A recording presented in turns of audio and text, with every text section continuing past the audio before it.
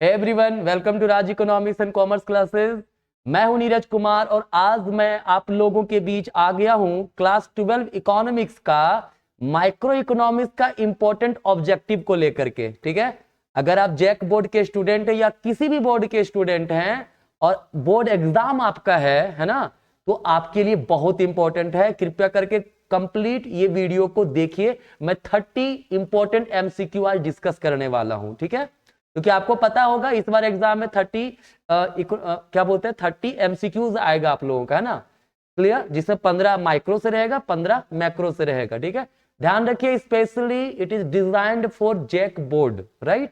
तो चलिए हम लोग देखते हैं। पहला क्वेश्चन हमारा कहता है, according to Marshall utility of a commodity, है ना, मतलब मार्शल के अनुसार किसी वस्तु की उपयोगिता क्या है। ठीक है, can be measured by money, मतलब मुद्रा के रूप में मापा जा सकता है। बिल्कुल, जो मार्शल का दिया गया यूटिलिटी का कॉन्सेप्ट है, उन्होंने कहा था कि जो मुद्रा के रूप में हम उस उपयोगिता को, उस यूटिलिटी को माप सकते हैं, है ना। Can not be measured by the money, नहीं, ये गलत है। Can be measured in cardinal number, हम लोग गणनावाचक रूप में माप सकते हैं, बिल्कुल सही है। तो ऑप्शन हमारा होगा बोथ ए एंड सी। ठीक है, नेक्स्ट क्वेश्चन है, this is required for a budget set. एक बजट सेट के लिए क्या आवश्यक होता है? कलेक्शन ऑफ बंडल्स, बंडल्स का कलेक्शन हो, प्रिवेलिंग मार्केट प्राइस, मार्केट में कोई प्राइस चल रहा हो, कीमत विद्यमान हो, total income of a consumer, consumer का कोई आय हो। बिल्कुल, देखिए जब भी हम लोग बजट की बात करते हैं तो बजट का मतलब होता है कि कोई भी उपभोक्ता अपने दिए हुए आय से कितना खरीद सकता है जब कीमत दी हुई हो। तो इनकम तो चाहिए ही चाहिए, कीमत भी चाहिए ही चाहिए, है ना। और वो जो बजट होता है वो क्या दिखाता है? कॉम्बिनेशन दिखाता है दो गुड्स का, मतलब बंडल दिखाता है। ठीक है, डिफरेंट बंडल्स, है ना, मतलब कलेक्शन ऑफ बंडल्स दिखाता है। क्लियर। तो जब भी बजट सेट की बात करेंगे तो वो सारे सेट जिसको एक कंज्यूमर अपने दिए हुए इनकम और दिए हुए प्राइस पे खरीद सकता है। ठीक है, तो यहां हमारा answer all of the above होगा, सभी। ठीक है, नेक्स्ट कहता है, इन डिमिनिशिंग रेट ऑफ सब्स्टिट्यूशन, प्रतिस्थापन की घटती दर में क्या होता है? देखिए, जब आप प्रतिस्थापन दर की मतलब प्रतिस्थापन की घटती दर की बात करते हैं, तो याद रखिएगा ये इंडिफरेंस कर्व से रिलेटेड है ना, जिसमें क्या है, मान लीजिए एक्स का यहां पर, मान लीजिए कमोडिटी 1 है यहां पे और इधर कमोडिटी 2 है, राइट। दो गुड्स है 1 और 2। तो जब यहां से 1 का जब हम बढ़ाएंगे तो y का क्या हो रहा है? घट रहा है। फिर y x का बढ़ाएंगे, फिर y का घट रहा है। ठीक है, मतलब क्या हो रहा है? मोर ऑफ 1 जा रहे हैं तो लेस ऑफ y जा रहे हैं, मतलब एक बढ़ रहा है दूसरा घट रहा है। तो मोर ऑफ गुड 1 और लेस ऑफ गुड 1 दोनों, मतलब सॉरी, आंसर हमारा होगा 1 एंड 2 बोथ, यहां दोनों आंसर हमारा सही हो जाएगा। ठीक है, कि एक का जब बढ़ाएंगे तो दूसरा ऑटोमेटिकली घटता ही चला जाएगा। ठीक है, क्योंकि देखिए एमआरएस में आप पढ़े भी होंगे, एमआरएस का फॉर्मूला होता है change in y by change in x. इसका क्या मतलब हुआ? Less of y more of x, मतलब जब वाई का मतलब एक्स बढ़ाएंगे तो वाई घटाएंगे। ठीक है, तो दोनों ही होगा, more of 1 and less of good 2। Clear, तो हमारा आंसर बोथ 1 एंड 2 होगा। ठीक है, चलिए, मुझे उम्मीद है समझ में आ रहा होगा, बहुत ही इजी है। आप लोग जरूर वीडियो को पूरा देखिए। ठीक है, कहता है यूटिलिटी इन इकोनॉमिक्स मींस, अर्थशास्त्र में उपयोगिता का क्या अर्थ है? देखिए, जब भी यूटिलिटी की बात करते हैं तो इसका मतलब होता है want satisfying power of a commodity, है ना।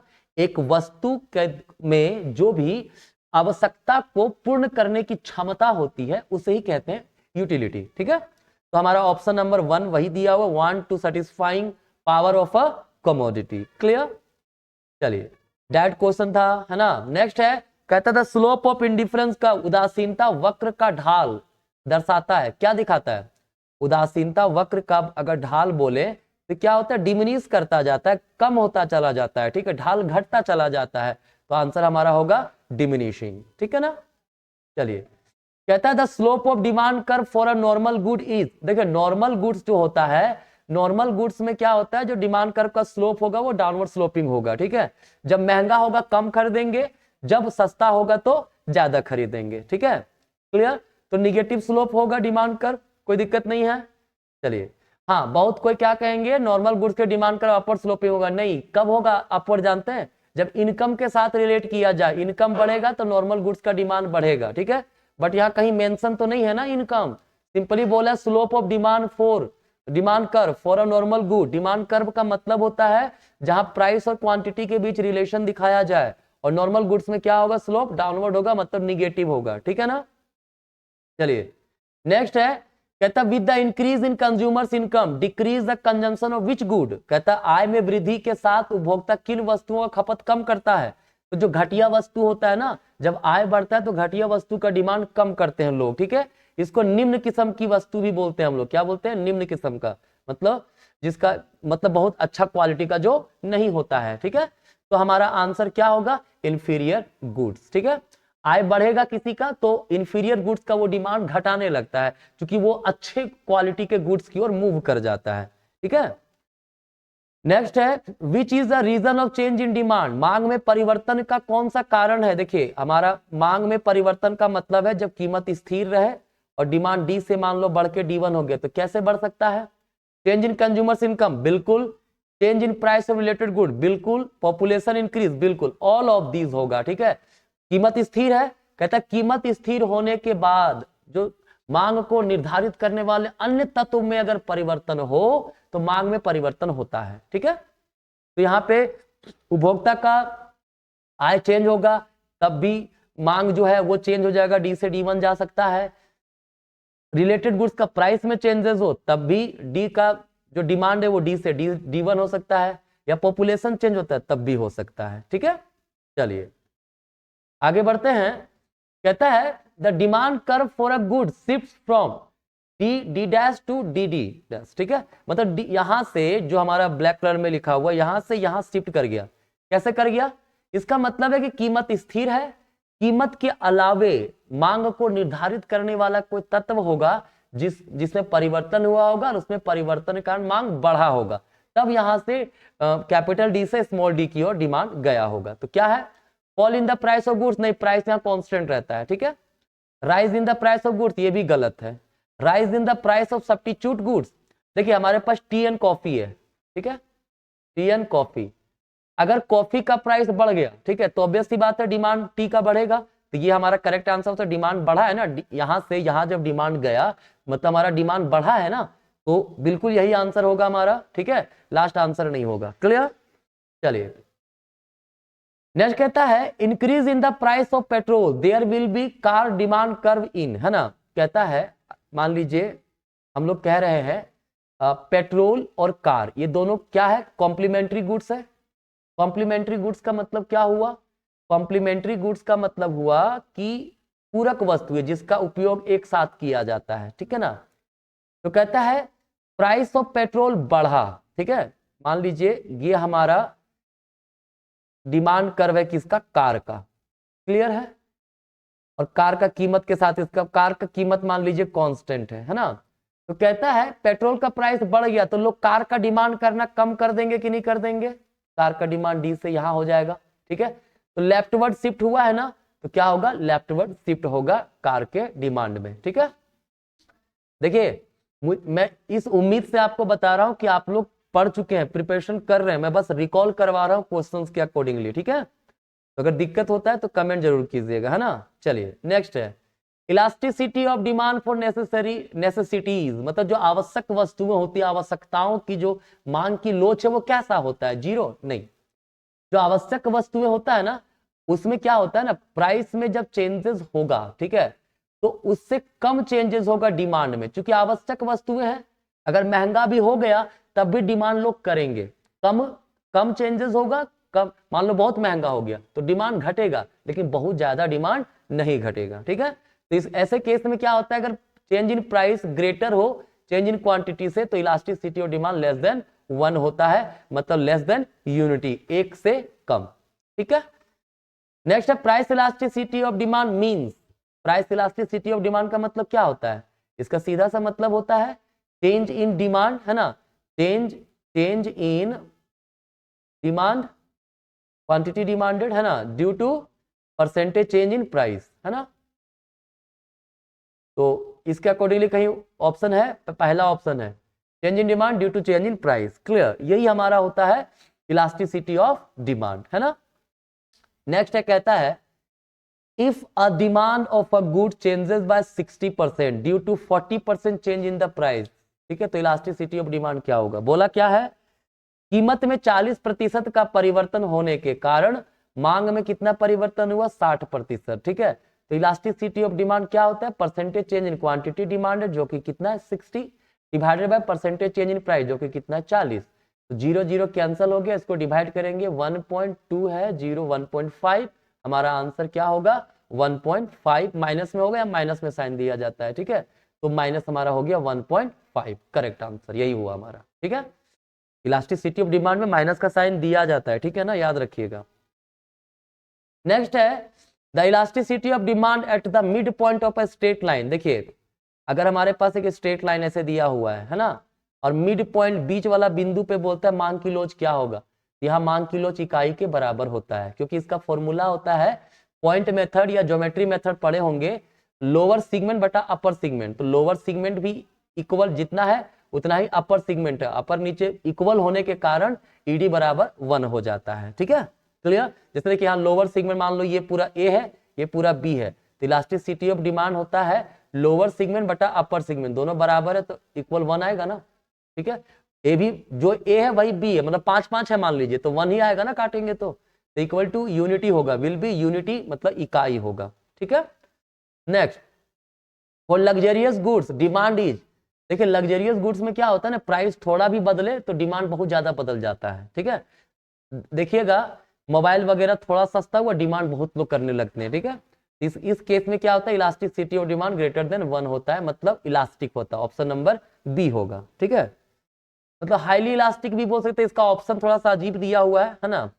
जनरली इलास्टिक ग्रेटर देन 1 होता है ना, आप हाईली इलास्टिक भी कंसीडर कर सकते हैं। ठीक है, लेकिन आपका एग्जाम में ऐसा ऑप्शन नहीं रहेगा, या तो इलास्टिक या इन इलास्टिक, या perfectly elastic perfectly in elastic रहेगा। क्लियर, यहाँ पे दोनों ही आंसर जो है चल सकता है आपका। क्लियर है, चलिए नेक्स्ट है an active factor production. Active factor of production basically ये यादें रख लीजिए, लेबर को बोलते हैं। ठीक है, बिना लेबर का लैंड खुद से काम नहीं कर सकता है, कैपिटल खुद से वर्क नहीं कर सकता है, जब तक एक लेबर ना हो। लेबर होगा तभी वो कैपिटल का यूज कर पाएगा और लैंड को यूटिलाइज कर पाएगा। ठीक है, तो एक्टिव फैक्टर जो है वो क्या है, हमारा लेबर है। क्लियर है, नेक्स्ट है if all the factor of production are increase by same proportion. जितने भी फैक्टर ऑफ प्रोडक्शन है, उत्पादन के जितने भी साधन है, अगर उसको समान अनुपात में मतलब क्या किया जाए, बढ़ाया जाए, and as a result output increases by a greater proportion. ठीक है, देखिए मान लीजिए फैक्टर को बढ़ाया गया 5% से और आउटपुट बढ़ा हमारा कितना 10%। ठीक है,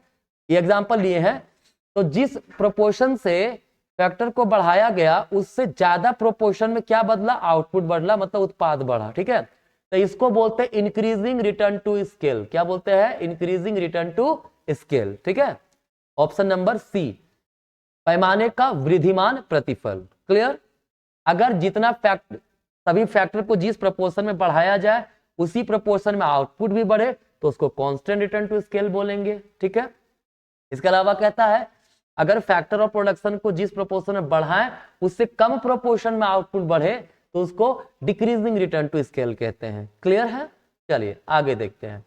80 नंबर कहता है when average product is maximum, AP maximum होता है, द मार्जिनल प्रोडक्ट इज क्या होगा। देखिए अगर आप लोगों ने पढ़ा होगा प्रोडक्शन वाला चैप्टर है ना, लॉ ऑफ वेरिएबल प्रोपोर्शन, तो उसमें पढ़ा होगा ये हमारा एमपी होता है ना, और ये हमारा एपी होता है। क्लियर, ये एपी, तो एपी जहां मैक्सिमम है, एपी कहां मैक्सिमम, यहाँ पे है ना, एमपी उसको काट रहा है उस जगह पे, तो जहां एपी मैक्सिमम वहां पे क्या होगा, एपी बराबर एमपी होता है। क्या होगा, इक्वल टू एपी। तो एमपी कितना होता है, इक्वल टू एपी, मतलब एपी इक्वल टू एमपी होगा। क्लियर, याद रखिएगा, है ना। जब एमपी निगेटिव होगा तो एपी उसमें घट रहा होता है, शुरुआत में एपी एमपी दोनों बढ़ रहा होता है। ठीक है, चलिए question number 19, which of the following is not a factor of production.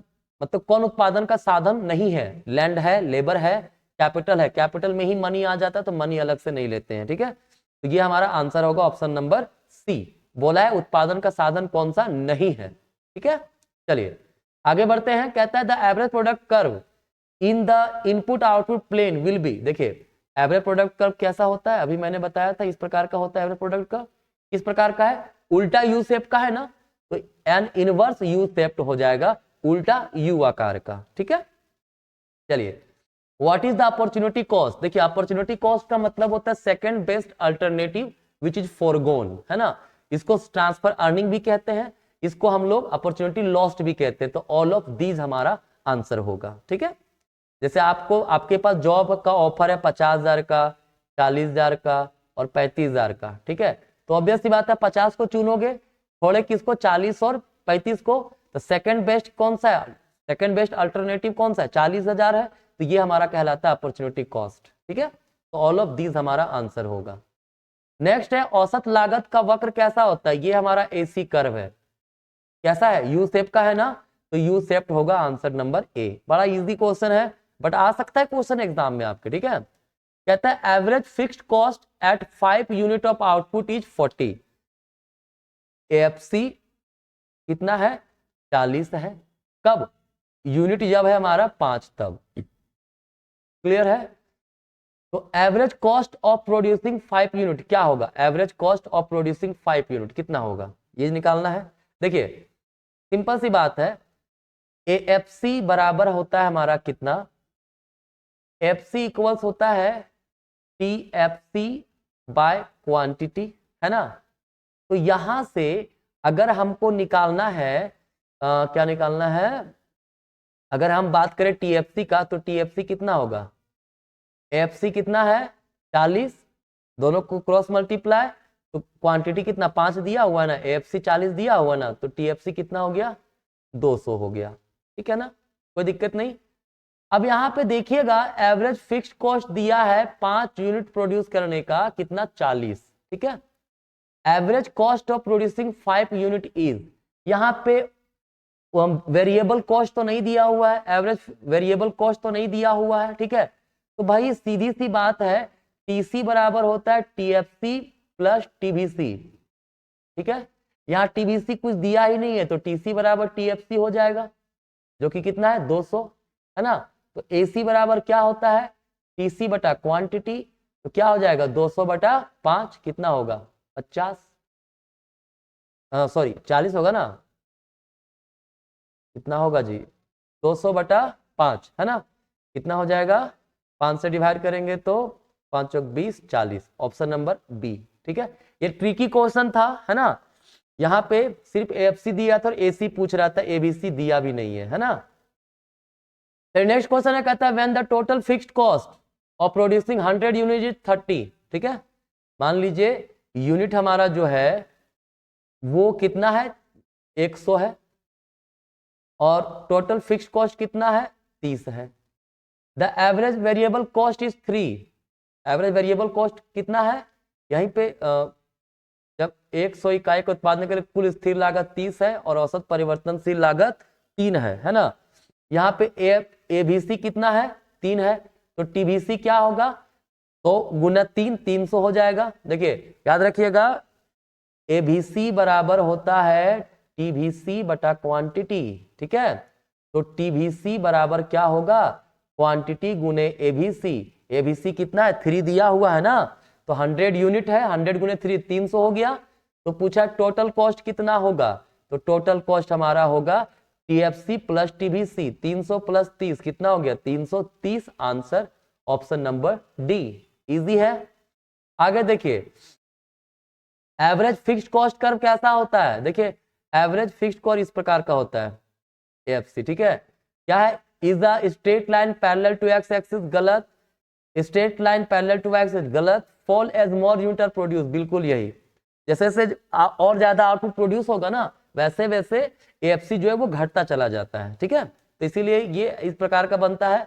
इसको रेक्टेंगुलर हाइपरबोला भी बोलते हैं। ठीक है, आयताकार परिवलय बोलते हैं, है ना, रेक्टेंगुलर हाइपरबोला, याद रखिएगा। क्लियर, चलिए नेक्स्ट क्वेश्चन है, कहता है when 5 units of a goods are sold, है ना, कितना यूनिट बेचा जा रहा है, यूनिट बेचा जा रहा है 5। टोटल रेवेन्यू ही ₹100, टीआर कितना है 100। ठीक है, व्हेन 6 यूनिट आर सोल्ड, जब 6 यूनिट बेचा जाता है, मार्जिनल रेवेन्यू जो है वो हमारा है 8, कितना है 8। At what price are 6 unit sold. ठीक है, देखिए ध्यान से रखिए, ध्यान से देखिएगा, है ना। ए आर निकालते हैं यहाँ पे, कहता है टी आर हमारा 100 है, जब 5 यूनिट बेच रहे थे तो ए आर कितना होगा, टी आर बटा यूनिट होता है 100/5, कितना हो गया 20। क्लियर, ठीक है। तो अब बात ऐसा है कि जब 5 यूनिट का दिया हुआ है ना, तो एम आर तो यहाँ पे कुछ दिया नहीं है। ठीक है, क्या लिखा हुआ है जी, 6 यूनिट बेचा गया तो मार्जिनल रेवेन्यू जो है हमारा, ठीक है, वो 8 है यहाँ पे। ठीक है, तो टी आर क्या होगा, 100 + 8 मतलब 108 होगा। क्लियर, सीधी सी बात है ना। एम आर टी आर कैसे निकालते हैं, सिग्मा एम आर। क्लियर, तो यहाँ पे टी आर अगर 5 यूनिट पे 100 दिया हुआ है और छठा यूनिट का एम आर 8 है, मतलब 8 रुपया बढ़ा है, तो टी आर कितना हो जाएगा, 108 हो जाएगा। ठीक है, तो 108/6 कर दीजिए, ए आर निकल जाएगा। और ए आर को ही प्राइस बोलते हैं, याद रखिएगा। कितना होगा, 108/6 18 होगा। कितना होगा यहाँ पे, 18। क्लियर, तो ₹18 पर यूनिट। ठीक है, कोई दिक्कत नहीं यहाँ पे। चलिए आगे देखिए, कहता है average revenue equals, A R जो होता है वो किसके इक्वल्स होता है, टी आर बटा क्वांटिटी के इक्वल होता है। ठीक है, और ए आर को हम लोग लिखते हैं, टी आर का फॉर्मूला होता है प्राइस इंटू क्वांटिटी बटा क्वांटिटी, क्वांटिटी क्वांटिटी कैंसल, तो ए आर बराबर प्राइस होता है। ठीक है, क्या लिखा है ऑप्शन में, total revenue divided by quantity produce, ये भी सही, प्राइस ये भी सही, चूंकि ए आर बराबर प्राइस होता है ना। तो हमारा आंसर क्या होगा, बोथ 1 और 2। क्लियर है। चलिए 27 नंबर कहता है let T R be total revenue, T R क्या, टोटल रेवेन्यू, है ना। Q be production quantity of N, Q का मतलब क्वांटिटी जो प्रोड्यूस हो रहा है, N the number of unit, then M R equals, देखिए एम आर का मतलब होता है change in total revenue due to sale of 1 additional unit of output. ठीक है ना, तो इसको फॉर्मूला लिखते हैं चेंज इन टी आर बटा चेंज इन क्वांटिटी, है ना। इसी को एक और तरीके से लिखा जाता है एम आर एन बराबर T R N minus T R N minus 1। क्या ऑप्शन में है, बिल्कुल यहाँ पर भी है, यहाँ पर भी है। ये चेंज इन टी आर बटा चेंज इन क्वांटिटी, ये पहला ऑप्शन, दूसरा ऑप्शन में है ये वाला, और ये हमारा पहला ऑप्शन में है। ठीक है, तो बोथ 1 और 2 होगा। क्लियर है, कोई दिक्कत नहीं। चलिए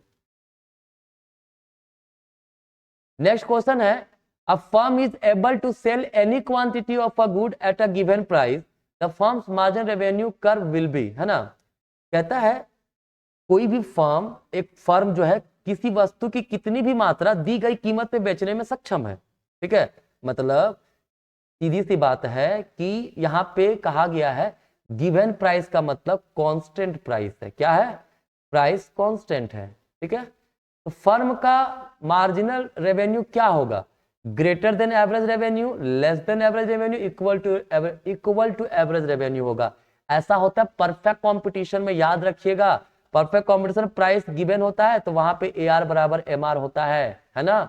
क्वेश्चन को समझना भी पड़ेगा, भैया पूछा कहां से है। ठीक है, चलिए नेक्स्ट है आज का लास्ट क्वेश्चन हमारा है ये, with which condition firm will get maximum profit, है ना।